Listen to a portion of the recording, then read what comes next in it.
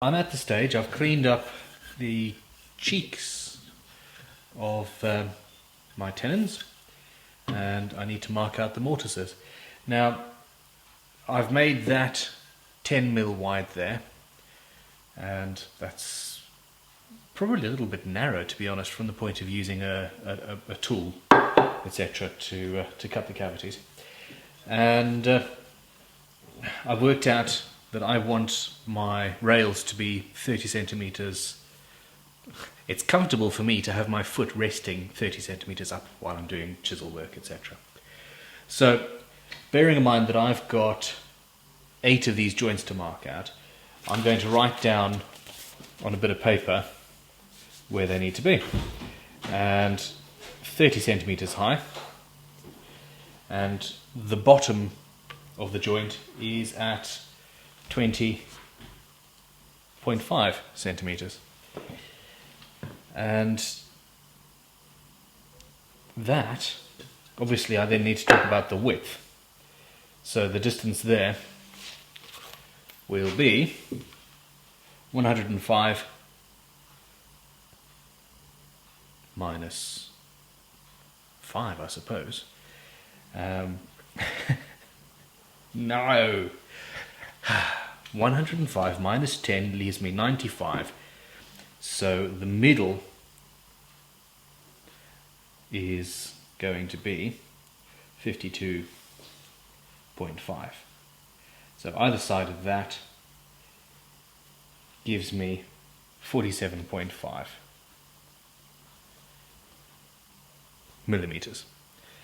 And now, using that, I can quite rapidly mark out on all 4 legs. So let's go 47.5. Same thing there. 47.5 or thereabouts. And then you just join them together. And we're sorted.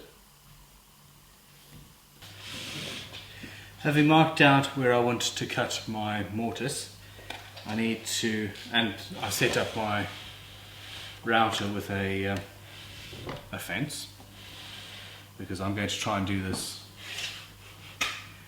as quickly as possible. And I want to set up a stop using this little bit of wood, or 2 little bits of wood, so that the router bit doesn't go any further than I want it to, obviously. Yes, getting access to the router bit to spin it around when you're doing this sort of work is a little bit difficult.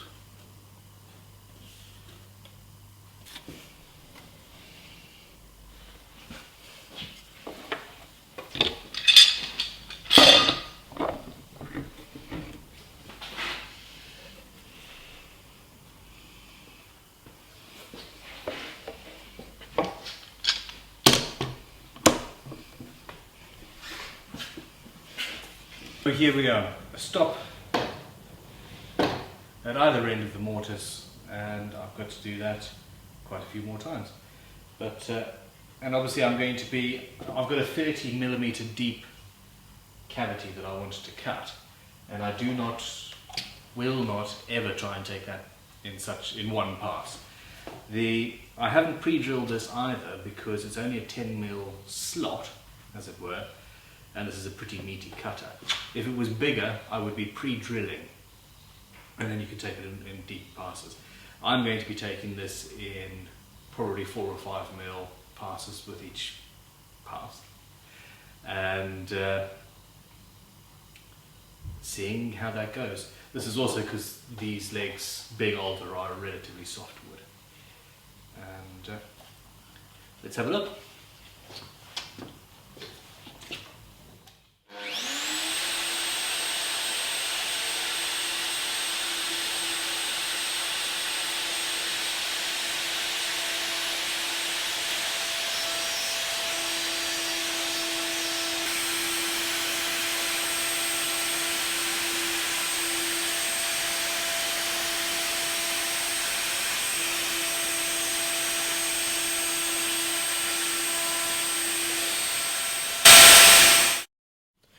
Once I've routed the basic mortises out, I need to chisel away the corners.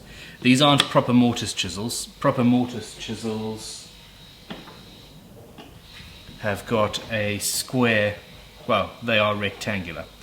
This has got a bevel, and it's called a beveled edge chisel, I suppose. Now, these are for finer cutting, for paring and that sort of work, and I've got a 25-degree angle cut, whereas on a mortise chisel you'd probably want a 30-degree, which means that the chisel will last longer and, well, basically it won't get blunt so easy, and also the tip, because the tip isn't so fine, it will be able to be knocked through hard materials quite hard with a chisel.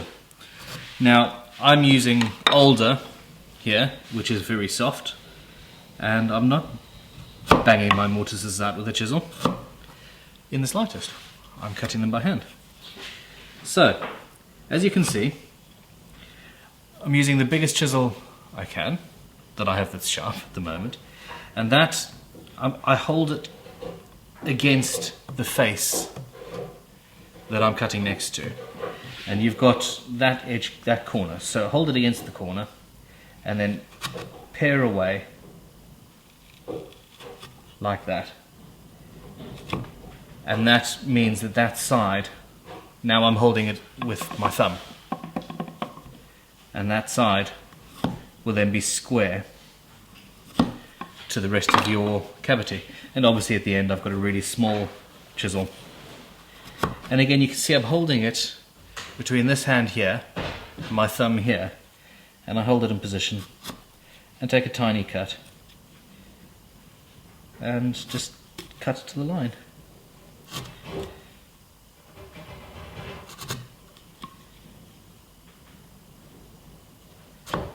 This would be a much louder process if we were cutting into a very hard wood, and in that case I would be using a mortise chisel, although as a guitar builder I don't have very many of those.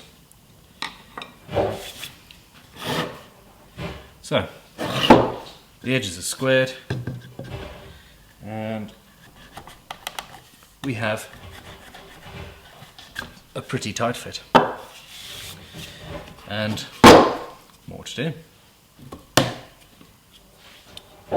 I cut the end grain first when I'm doing it properly, like that, and then pare away the excess.